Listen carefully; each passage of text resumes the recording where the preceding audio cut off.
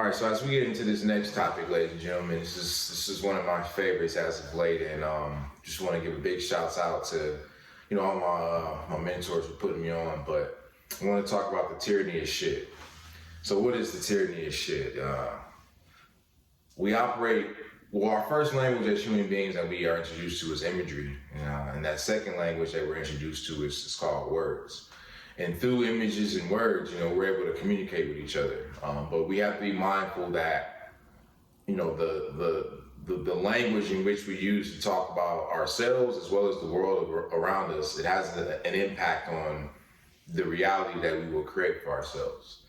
And so we as human beings, we operate off of these things called paradigms. And the simple way of looking at a paradigm is just a roadmap that we use to get from where we're at in life to where we want to be. So for example, the American dream is a paradigm. Go to school, get good grades, go to college, get a degree, get a job, buy a house, get married, have kids, work, retire, die. That's like a paradigm right there. But what happens is we are, in a sense, born. Every citizen, based upon where you're at in the world, of course. But we're in America, so we're born into these paradigms without our necessarily understanding this, and so we end up, again, using these roadmaps, just these paradigms unconsciously in a sense. And when things don't work out, we create this negative victim language, or we use a specific word or collection of words, I should say, called, and the most biggest one is should. And what ultimately ends up happening is when we use the word should, I wrote something down. It says, when we use the word should, it's the equivalent of beating ourselves up for what we should have done or telling ourselves who we should be. It is akin to fighting an enemy within us. It drains our energy from other tasks and perpetuates a negative self-talk cycle. So as you know, it's self-judgment. It's ultimately, it's a source of limitation for us when we use these words shoulds, because we are creating when we use the word should, in a sense, we're creating an environment where, we're making it as if whatever has happened in life. So for example, there are wildfires. Now, of course, people have plans. Oh, well, we should postpone these plans, or we should, for example, like the basketball football game. Oh, we should postpone, the Rams and the Vikings because, it's the wildfire, but then it's just like, like you said, life still goes on. So, well, what's next? Or contingency? Oh, we're going to play in Arizona, like just in case if LA is not available. So there's a tyranny of should always in play when we are operating in the paradigm of should. And so we have to accept that, life doesn't turn out the way it should, and life doesn't turn out the way it shouldn't. Life just turns out the way it does. And when life turns out the way it does, we just have to be focused on what we're going to do next. And as long as we stay in a cycle of next, as well as throw some positive self-talk, then we will be able to accomplish the things that we want to accomplish. And we will be able to move towards the future that we set for ourselves and that we ultimately invent. It's just a matter of us being aware of our language, the language that we're using to push ourselves forward. And as long as we can eliminate should, one of the most disempowering words in our vocabulary, then, like I said, your only limit is your imagination at that point. Right. This has really changed my perspective and my life drastically. I remember when Dane shared that with me maybe a couple months ago. A couple months ago. And it had me stuck because when he shared it with me, I was actually in like a little rut or whatever the case may be, where I was like, man, well, maybe I should have did this, and maybe, oh man, I shouldn't have did that. Maybe I shouldn't have befriended that person. Maybe I shouldn't have been there. I shouldn't have did that deal with this person, or maybe I should have been more, closer or more involved with these people, or you know what I mean. So you're going through and you realizing that it's self-judgment and it holds you down. But then before I talked to him, I had got an epiphany on my own that you can't worry about what you should have did or what you shouldn't have did. It's all about what's next. You know what I'm saying? Because there was something that happened, and I was like, you know what? I ain't no danger to disappointments, and there ain't been no shortage of shortcomings, or lack of reaching expectations. So this just being another one. So I'm just on to the next, and that's what I just was like. I just gotta go on to the next thing. You know what I'm saying? And so that got me out that rut at that moment. And so I called my man Dane. We always have great intellectual conversation. And he was saying like, "Oh, I'm reading this book, and the book is talking about the tyranny of shit." I was like, "Tyranny of shit? What do you mean?" He was like, "No, life shouldn't happen or should not happen.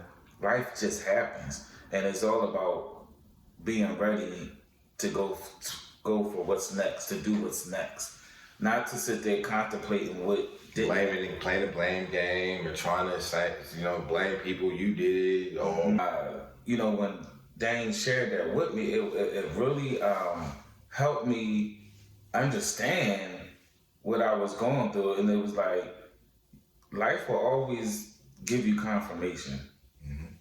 And so I had that whole moment that I was dealing with, and then I got myself out of it by telling myself like, just go on to the next. Like, all right, that didn't work the way you thought it would work, or whatever the expectation was. You just gotta put that behind you and deal with before you, whatever's next. And so then I reached out to him, and then he was telling me about what was I want to give a shout out to the author of that book. Tracy Goss, I believe is her name. And the title of the book? The Last Word on Power by Tracy Goss. Yeah, give a shout out to that because she's giving out some life-changing information. It changed me, and it really. So now what I've done, I've tried to take should out of my vocabulary. It's never about should. Prime example, this podcast today.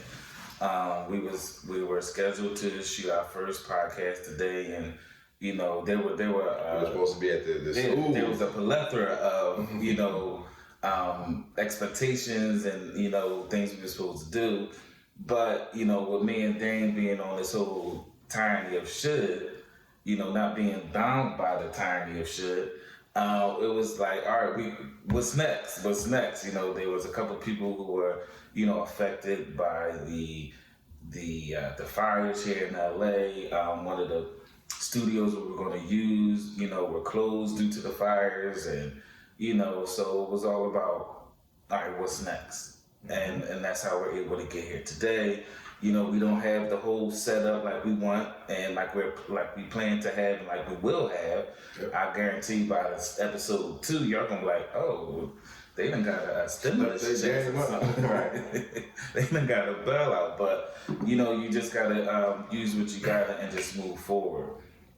And so definitely a shout out to that author in that book for that small piece of nugget of wisdom. Was so loaded and profound and so refreshing and freeing and thought-provoking, that it really helped. And then I encourage you to, try to take should out of your vocabulary. You know what I'm saying? Totally eliminate it, eviscerate it, and you begin to realize that your conversation with yourself, as well as just in life, it'll improve. It'll be more empowering because you're no longer living within the limits of should. So the way I was thinking about it earlier was that when you're using language like should or victim, language, disempowering language, it's kind of like it's kind of like you're operating as a box. But what happens if you drop that box? Then you just go fall flat on the ground, and that's just going to be the end of you. You're not going to be able to get back. It's going to be hard to get back up at the end of the day. As opposed to when you remove should, now we remove these hard lines in our life. to where we're now a lot more circular and a ball, so that when we are going through life and we do fall, we're able to bounce back up. Because now we got more empowering language because we're not operating in should. So, for example, how this all plays out, let's just give a practical example. So if it's going back to the if you believe, you should, a man, should. What was the one I saw recently? It was like a man should, pay a woman's bills. Let's just say that. Something simple and relative for her. But a man should pay a woman's all her bills when he meets her. If that's your mindset, if that's the paradigm you're operating in or your roadmap, then that means that, again, like, your only focus is on your vision in the sense is, like I said, I gotta get my bills paid. Men are supposed to pay my bills. So again, supposed to, ought to, should. And if that's not happening, then there's something wrong with me. There's something wrong with this man, or there's something wrong in life happening right now. You know what I mean? But when you operate in that mindset, then again, it becomes a source of your success, because when you do, quote unquote, get some man to pay your bills and you get that dopamine hit and you're like, oh, I guess this strategy works. But then it also becomes a source of your limitations as well, because now, because you are operating within this should and of man, you're missing out. You're missing out on, possible connections. Most likely you are missing out on connections that are actually going to be beneficial and in alignment with your true goals and values in life. Because but again, you're skipping over that because, again, you're just focused on, oh, he should pay all my bills, or, you know what I'm saying? If I like her, she should like me. But it's just like, does she not have the right to have her own interests? You know what I'm saying? Why should she like you just because you say that she should like you because you like her? So that's how that should language gets us caught up and gets us stagnant, and in a sense, it kind of gets us caught in a vice a lot of the times, because, again, it limits, our perspective on what is possible. Because when we say, if we do say, oh, well, if I like her, she should like me, then that means that now, again, if we're moving forward with that state of mind, or we're using that language to, in a sense, that's what we're trying to validate in our life. You know what I'm saying? So we see Cindy, and we like Cindy, so we're coming up to Cindy saying Cindy should like us, and now we're trying to make Cindy like us. You know what I'm saying? But it's like, we're not taking into respect that maybe Cindy likes somebody else. So why should Cindy like you just because you like Cindy? So should. I'm gonna give you a little resistance on that, because I don't think the people just say in your example, I don't think people say someone should like me just because they should. No, I'm saying it's a conversation they have with themselves. They're not having this conversation with the world. But I'm saying you can't say someone should like me if they don't even know you. Like, who said I that? agree with you. Who People said that? I've had it. Halle Berry should like me. No, it's, for example, like, for example, I remember vividly and going back to school. Like, there was an instance where it was like, I was a new kid at school, and so I remember it was a group of girls. They came up to me and said, like, "Oh, Tiffany likes you," and I was just like, "All right, cool," but I like Samantha. Oh. So you should like her if she likes you? Like, huh? Like, I had your perspective. Like, what are you talking about? Like, oh, well, she likes you. Okay. I like Samantha. Oh, but you should like Cindy because she likes you. But that's what I'm saying. Like, when we operate in that should language, it's as if we aren't willing to accept the reality in front of us. So now we start behaving a specific way. That ultimately creates tension and static between people, and that's ultimately can result in a lot of negative situations. So to your point, it's just like, I agree with you. Like, no, I don't believe a person, quote unquote, should like someone else just because that person likes them. But then that's the negative self-talk that you can find yourself in when you're operating through should. Because should also is you putting the lenses of someone else's perspective or thought or ideologies on yourself. when you say should, that means you're directly comparing what you did to something else. It has for should to be applicable in your conversation. That means you're taking something outside of yourself, another situation, and you're comparing your present with that. And I think that's where that's the stuff that we gotta kind of alleviate, because like we said, you can. That's why I said before, like, and don't be judging nobody else's hand. You got to play the hand that you had. Mm-hmm. The lens that he has for his life, like those glasses he got on, those are prescription for his life, for his needs. I can't put those lenses on me and think I'm going to see the same way, see clearer or see better.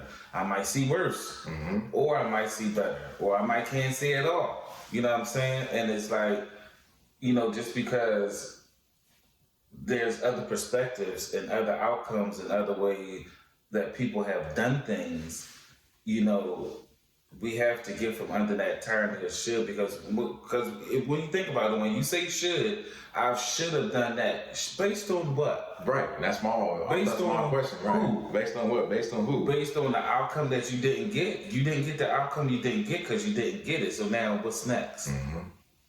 You know what I'm saying? So I think that's just to give a little more clarity to how that shit can really just screw your head up. But even the flip side of your example with the glasses, it's also applicable to the person. So even me thinking things like, because my prescription is what it is and it allows me to see what I see, it gives me my vision, it gives me my perspective. Mm-hmm. So again, I also can't fall into the trap of thinking that you should see what I see, because that's what we forgot. Yeah. Or I shouldn't have a problem because you can't see what I see. You know right. what I mean? Because I think you should see what I see because you sitting right next to me. Right. That's the other. Or we've been knowing each other for the last 10 years, but it's just like, nah, that's not how it works. But again, that's how a lot of tension and static between that's the source of a lot of people's problems, is because again, we're thinking that our vision is shared, but by everyone around us, just because these individuals is in our environment, and we make the mistake of assuming that they should see it the way we see it because of some sort of connection, or just we're sharing an environment. But we always got to be mindful that everybody. So if it's a room with 3 people, it's 3 different perspectives. It's 3 different perceptions of what's happening. It ain't just one. So in that room of 3, the first person who's on some should, they're the problem creator. They're the problem. The person using the should. So.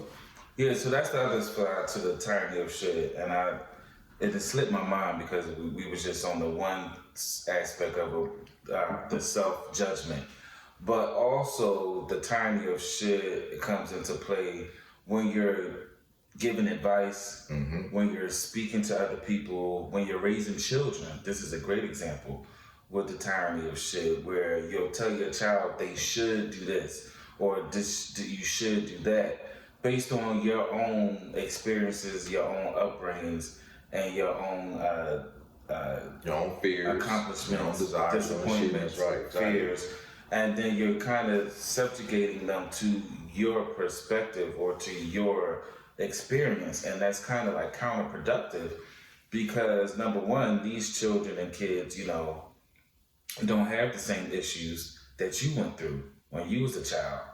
They don't have the same obstacles that you went through. They don't have the same apprehensions. They don't have the same fears. They don't even have the same opportunities. They don't even have the same job market. They don't even have the same, back 30 years ago, you sitting on a cell phone and making content was not even a thought in anybody's brain. Mm-hmm. So therefore, this being one of the highest and most highest paid jobs now in 2025, you can't say what they should or shouldn't be doing.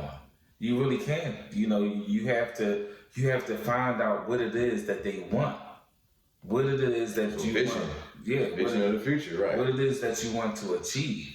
Especially when you're giving advice and when you're giving raising kids, you find out what they want, where it is that they want to go, and then your advice will be the steps that need to be taken to achieve that set goal. So if someone says they want to be, let's say, a basketball player, so you could be like, instead of saying, well, you should do this and you need to be doing that, be more realistic. You should, or you shouldn't do that. You break it down to, okay, what are the attributes of a great basketball player, and what are the steps that you think that you could take that will make that a reality. What's next? What's next? Right. Okay, that's what you want to do. So, what do you think is next to get to there? Not so much saying, well, you should do this and you should do that. You gotta. You should go to the army because you'll get. You should go get your civil service job. Right. But again, I don't think people, to your point, they realize when they're giving that unsolicited advice in that regards, they're basing this off of their experience. Yep. Their view, their perspective and perception of things, as opposed to the individual in play. Right, and knowing what it is that they want and giving them the advice that helps them achieve their goal, not satisfy your own shortcomings or the things you did wrong or didn't do or whatever the case may be. So I think that tyranny of should works both ways. Is a self judgment. It could be a self judgment on yourself, and it could be what's the term when you put your judgment or your stuff on someone else? They say you're I want to say maybe the word is projecting. Yeah, projecting. But I was gonna say that in a sense when you kind of giving that unsolicited advice, it's somewhat condescending because it's like you're just giving this person this advice without even having taken what like you said into consideration the direction in their head, and like you're just assuming that you know what they want. But again, paradigms. Yeah, you compare apples to oranges. You know what I'm saying? Like this man got a apple tree over here, and you got a peach tree, and you think the same care that you put into your peach tree is the same care. Well, it's a tree, so you need to do this and do that, but no, the might be different dynamics. The fruit of my tree is completely different from the fruit of your tree, so therefore the regimen and the care of it inevitably is different. You know what I'm saying? So